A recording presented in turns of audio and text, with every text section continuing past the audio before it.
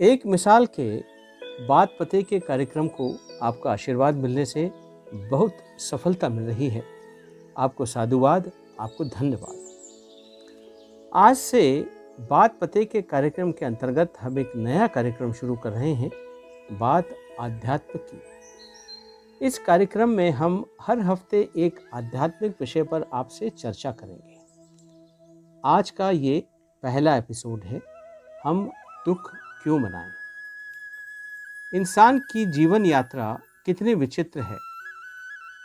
उसके जीवन यात्रा में लोग मिलते हैं, बिछड़ते हैं।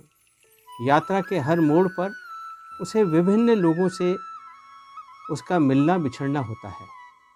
बिछड़ने से मनुष्य उदास हो जाता है। बहुत बिरले ही होते हैं जो मिलने बिछड़ने के में समान भाव रखते हैं। इसका सबसे उत्तम उदाहरण भगवान श्री कृष्ण है। श्री कृष्ण से कितना कुछ छूटा। पहले माँ छूटी, फिर पिता छूटे, उसके बाद नंद बाबा और यशोदा मिले पर वह भी छूटे। फिर गोपिकाएं मिली, वह भी छूटी। राधा छूटी, मथुरा छूटा, वृंदावन छूटा, पर उनका देवत्व नहीं छूटा। ना कभी उनकी हंसी मिट पाई, ना कभी कोई उनकी हंसी को कोई छीन पाया। नहीं छूटा श्री कृष्ण से तो उनका दैवत्व, विश्वास, सकारात्मकता और उनकी मंद मंद मुस्कान। श्री कृष्ण उत्सव के प्रतीक हैं।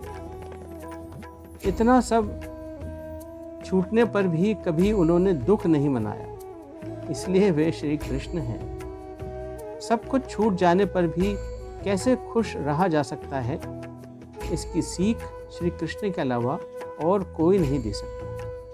ये सारे गुण हमें श्री कृष्ण भगवान से सीखना चाहिए। हंसने से जीवन यात्रा आसान हो जाती है। हम जितना दुख मनाएंगे उतनी ही हमारी प्रगति रुक जाएगी। मिलना बिछड़ना तो जीवन की एक प्रक्रिया है दोस्तों। ये ईश्वर द्वारा निमित्त है कि किससे कब और कितने समय तक मिलना है और कब बिछड़ना है। जब ये निमित्त है तो दुख क्यों मनाएं? क्यों ये सोचें किसी से बिछड़ने से हमारा नुकसान हो गया। जब तक मनुष्य के सर पर उनके माता पिता का साया रहता है तो वो निश्चिंत होता है, लेकिन जब उनका साया सर से उठ जाता है तो वह व्यथित हो जाता है और सोचता है कि अब उसका जीवन खत्म है। लेकिन फिर भी वो जीवन यात्रा में अग्रसर होता है। समय ही दुख देता है, समय ही उसे सुख में परिवर्तित करता है। तो हम दुख क्यों मनाएं? किसी ने सही कहा है कि जीवन में मुस्कुराहट हो तो जीवन यात्रा सुखद हो जाती है। जाते जाते यही कहूँगा दोस्तों कि सदा मुस्कुराते रहें। कोई भी दुख आपको परेशान नहीं कर पाए। हमें उम्मीद है कि आपको आज का ये विचार अच्छा लगा होगा। आपसे विनम्र निवेदन है कि इस वीडियो को लाइक करें और आपके विचार YouTube कमेंट बॉक्स में लिख दें। अगले हफ्ते फिर एक नए विचार से आपके सामने उपस्थित होंगे। तब तक टीम एक मिसाल को दीजिए इजाज़त। फिर मिलेंगे। नमस्कार, राम राम।